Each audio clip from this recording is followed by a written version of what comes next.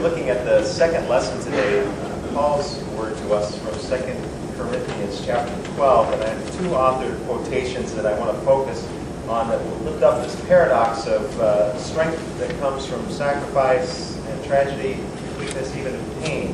The first is from Maya Angelou, who writes, "History, despite its wrenching pain, cannot be unlived. If faced with courage, it need not be lived again." History, despite its wrenching pain, cannot be unlived, but if faced with courage, need not be lived again. The other is from Ernest Hemingway. It's a famous line, "Life breaks us all, but some of us are strong in the broken places." Life breaks us all, but some of us are strong in the broken places. The problem is we live in a world where we like to... I'm not on. Oh, there we go. Would I going to start all over again? No. Honey. Is that my wife? I don't think it was, actually. Life breaks us all, but some of us are strong in the broken places. The problem is, in this world, we have an addiction to looking strong, don't we? We have an addiction to looking perfect. We have an addiction to looking a certain way. That's why you can pretty much spend the entire night watching infomercials about everything from augmenting your body in almost every imaginable possible way, because we want to look a certain way. So this advice from St. Paul is really kind of counterintuitive. In fact, it goes kind of against the grain from us. I found, though, in my own life that when I'm most vulnerable, when I'm most honest about the broken places in my life, that these things God uses in amazing ways to encourage and bless other people, strong in the broken places. But even with that insight, I would prefer not to have such brokenness that leads to encouragement. You could probably relate to that. But even that kind of thinking is problematic, this reticence. Because the focus on that is protectionist, is to keep the focus on me and how I have a vision for my own life and how I want my life to go. And if it doesn't go that way, well, I prefer it not to go the other way. But notice Paul's thoughts in this regard. He says that his personal experiences of ecstatic spiritual revelation aren't the point. He's really talking about himself, although initially he begins by referring to this other person. I know this man, but he's talking about his own personal spiritual heights. But then he goes on to talk about his own lack of comfort and lack of convenience. So from the heights to the depths, he says, that's not really the point. Whatever God can use to further the gospel is the point that Paul's making. Now, I think there's something really freeing about the way in which he addresses things. In that way, to further the gospel in any way, he begins to see any and all circumstances, both the ecstatic highs and the low lows, as opportunities. Now, I don't know about you, but when I'm reticent about the way God blesses others through my brokenness and I resist it or resent it, what I'm basically saying is no. Not only to the pain, which is what I think I'm saying no to, but I'm also saying no to the opportunity that God is giving me to bless the future in my own life and in someone else's life.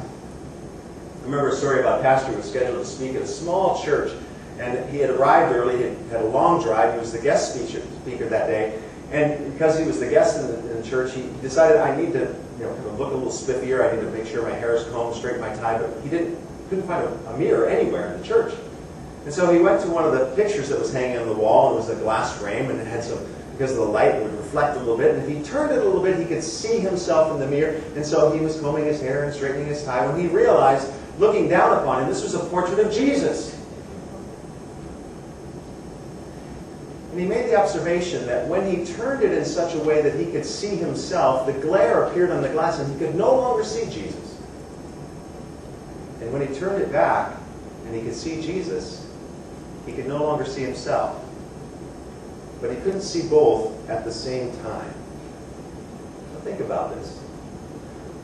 When I find that when I concentrate on myself, I often lose touch with God.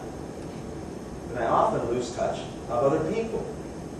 But paradoxically, when I concentrate on Christ and I try to see Him in life, even in my life,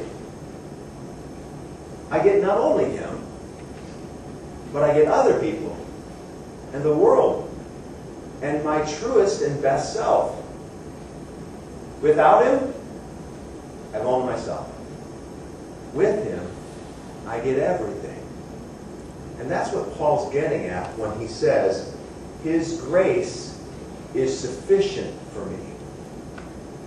For power is made perfect in weakness. He gives us all that we need if we'll only look at Him instead of looking at ourselves or our circumstances and saying no to the difficulty of our circumstances, and at the same time, without knowing it, saying no to the opportunities that God is bringing to us. So Paul says, I'm not going to boast. I have nothing to boast about. Although I have a couple things. Did you notice? He doesn't boast, but then he really grinds that idea of ecstatic spiritual experience in, doesn't he? Paul has a way of doing that. I'm not going to boast, except in my weakness, in the hope that other people would identify with him as a human being and then be led to Christ, who will be their sufficiency. Paul describes his weakness like this. Therefore, to keep me from being too elated in these high spiritual highs, a thorn was given to me in the flesh. Now, nobody really knows what that is. Scholars have thought it was the super Christians that came along after Paul and preached sort of a different gospel who were opposed to Paul, sort of like a split in the church, or all the way to like club foot or some kind of skin ailment. They don't really know what it is. But whatever it was bad enough that he kept asking God to remove it, to help him out. He said he begged 3 times to the Lord. And then he made a great and wonderful discovery. He discovered that God could use his weaknesses just as God could use his strengths. Instead of slowing Paul down by focusing on his limitations and his inability in some ways, perhaps to even lead the church, this thorn in the flesh saved him from a couple of things. His ego, his pride, but it also became an open avenue through which the gospel itself could be heard in a new way, strong in broken places. Pastor Jim Moore, in his book, describes a course in pastoral care. I'm assuming it was like a clinical pastoral education, which all of us who've gone through a Master of Divinity degree had to do. It's part of seminary training. I did one at Ohio State University Hospitals. Carol's not here. I can't even yell out, "Go Bucks." Go Bucks. All right, there. At least there's one Ohioan in the room. Okay, so he was doing this pastoral care extension in his program, and he was told he needed to see this woman that was in the hospital, and she had lost her will to live. While he was a novice, he wasn't quite sure. He wasn't sure if he was up to this task. I mean, how do you address somebody who's lost the will to live? And he entered the room, and the blinds were drawn down. It was dark. There were no flowers, no cards. She sat there in this darkened room, sort of tilted back in her bed. Jim was terrified. He said he could just feel every ounce of his inexperience, and that anxiety, of course, became the focal point of what he was doing there, and so he said he became kind of a bumbling idiot. If you're focused on your anxiety, you tend to be the bumbling idiot. So first, as he came into the room in his anxiety, he pushed the door open thinking that it had one of those retracting things on it, and it didn't. And so the door smashed against the wall. I'm sorry, he said as he stumbled into the room. As he came close to the bed, he hit his foot on the bed. Boom! Came to the other side. He was just so nervous that he said he just stammered and stuttered the entire time. He said all the wrong things, even though he didn't want to give platitudes. He found himself giving platitudes to this woman. He knew it wasn't helping. He was just so embarrassed that in between these weird platitudes and the stammering, there was these long, awkward silences as she didn't say anything and he didn't know what to say. Finally, he tried a prayer, but that didn't even come out very well. He was so focused on himself, and he said when he left the room, his tears were in his eyes, he was ready to quit the ministry. I can't do this. He felt as if he had failed her. Well, it took a few days, but he finally swirled up the confidence and courage again to go back into the room to see her, this time a little more cautiously. And as he opened the door carefully this time, you might imagine his surprise when he found the woman sitting up in bed. The lights were on. She was writing letters. There were flowers and cards in the room. She recognized him at once and began to thank him profusely for his last visit.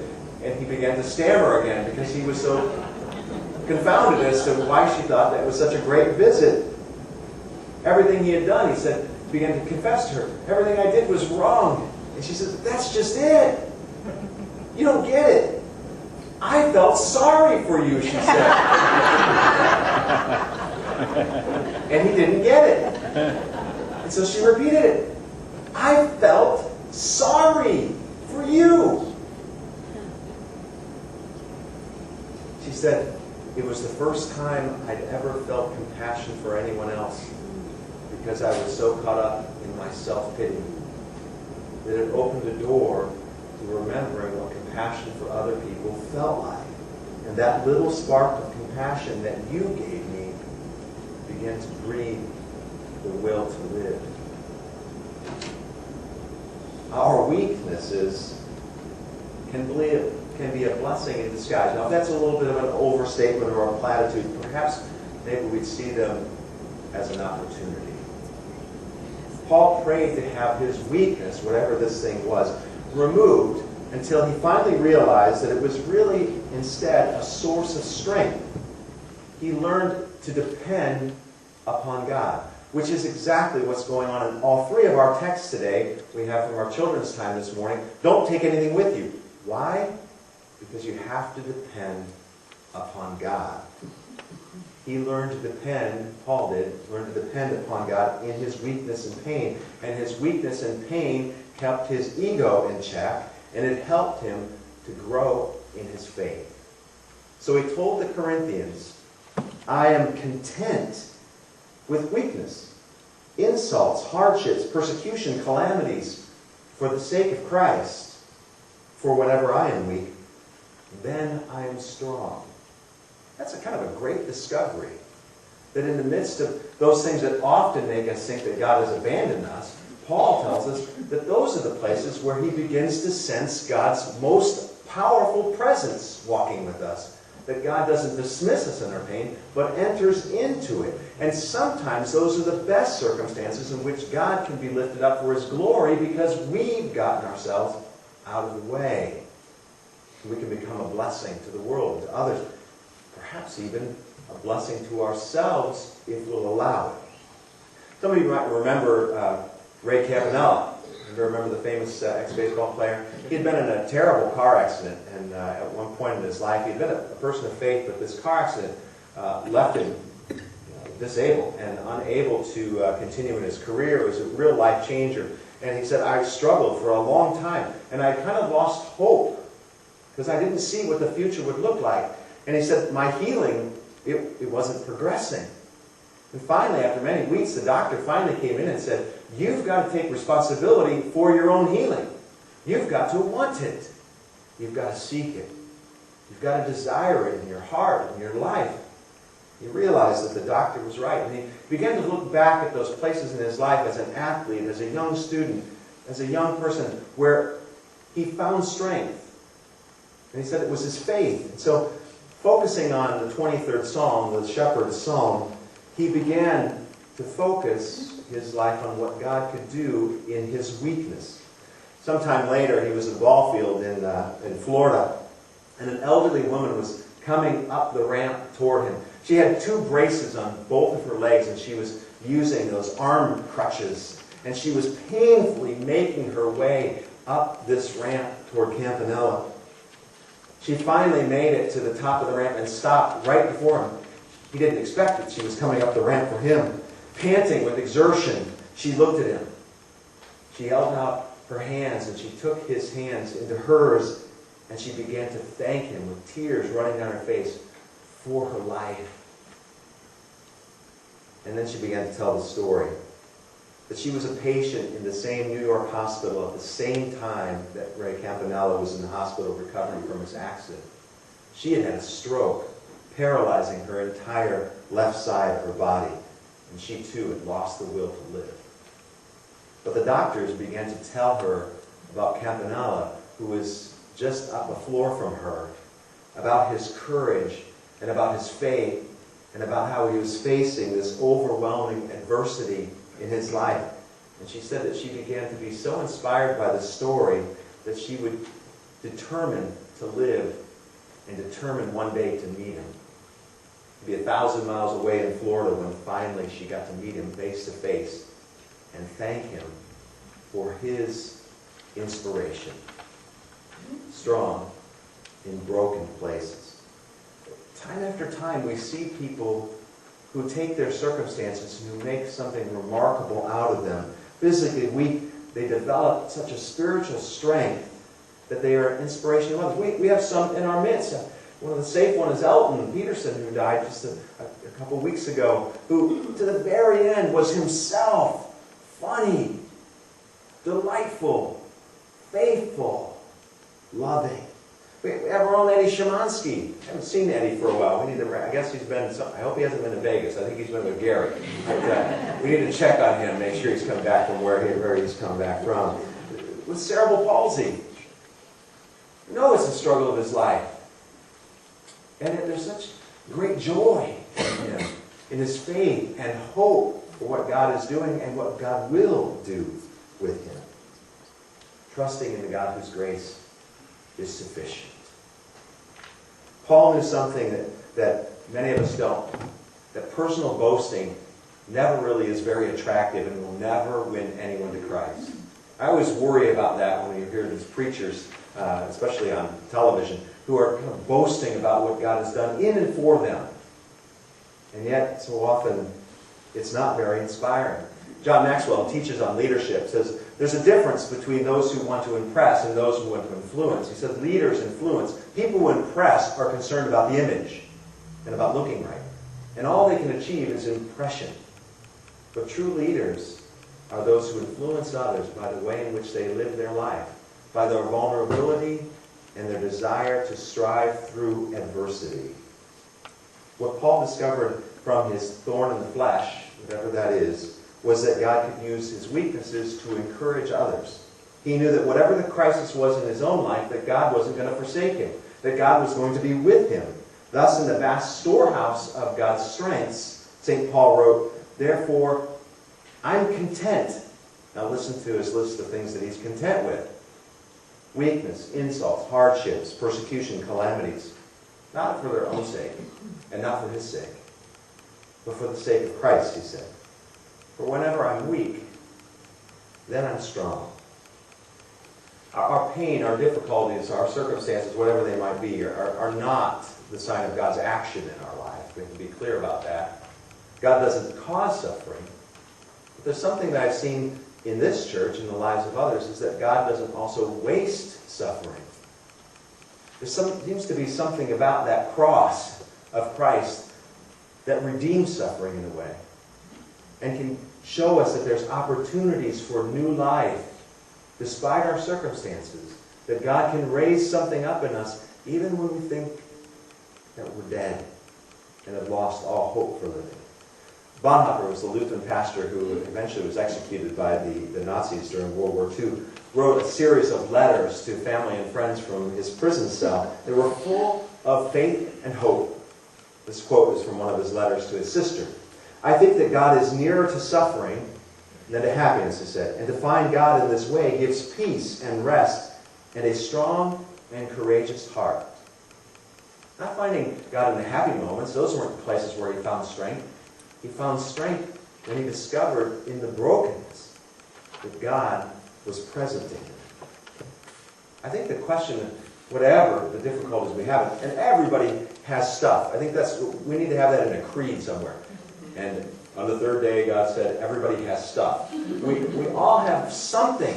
We all have shoes. We have those issues in our lives, whatever they are, that are the circumstances with which we are contending. And we will have these things throughout our lives.